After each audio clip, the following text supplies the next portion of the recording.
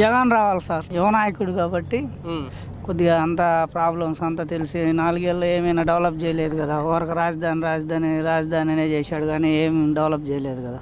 ఏం జరిగింది, రాజధానినే చేశాడు కానీ ఏం చేయలేదు కదా. జగన్ వస్తే బాగుంటుంది. అందులో ఇంత ముందే అంటే నాన్నగారి పరిపాలన బాగుండేది.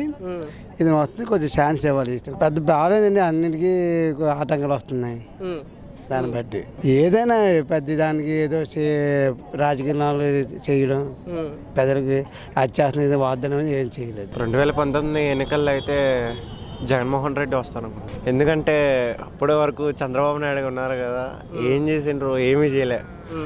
నాకు తెలిసి జాబ్ రావాలి. ఇంటర్మీడియట్ చదివిన, పైగా ఇంటర్మీడియట్ చదివి కూడా జాబ్కి ట్రై చేసా, కానీ ఏ జాబ్స్ గవర్నమెంట్ ద్వారా రాలేదు. సో జగన్ అన్న వస్తే గవర్నమెంట్ జాబ్స్ కల్పిస్తారేమో అని. అలాంటిది ఏం లేదండి.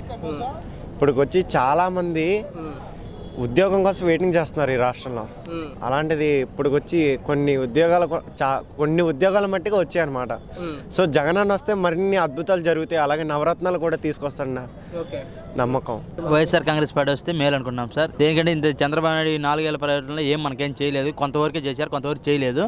మనం ఇంతకుముందు రాజశేఖర రెడ్డి ప్రభుత్వంలో చాలా చేశాడు. వాళ్ళ కొడుకు ఏమైనా వస్తే మనకి ఏమైనా చేస్తారని మేము అనుకుంటున్నాం. ఏం మనకేం అనిపించలేదు. ఆయన వచ్చి ఎక్కినంత నుంచి ఏం వర్షాలు లేవు, ఏమీ లేవు. అసలు చాలా కరువు ప్రాంతంగా అయిపోయింది. రాజశేఖర రెడ్డి ప్రభుత్వంలో వర్షాలు బాగా వచ్చాయి, అన్ని బాగున్నాయి.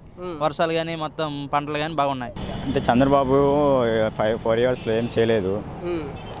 జగన్ వస్తే వాళ్ళ నాన్నలాగా అన్ని చేస్తారని మేము ఆశిస్తున్నాము. ఇంకే జగన్ ఓటేస్తాం. మేము జగన్కే ఓటేయాలి. జగన్ వస్తే అన్నీ చేస్తాడు కాబట్టి మేము కోరుకుంటాం. ఏమి చేయలేదు. జగనే మేలు నాకు తెలుసు. ఈ వీడియో గనుక మీకు నచ్చినట్లయితే లైక్ చేయండి, షేర్ చేయండి. మరిన్ని వీడియోస్ కోసం మా ఛానల్ను సబ్స్క్రైబ్ చేయండి.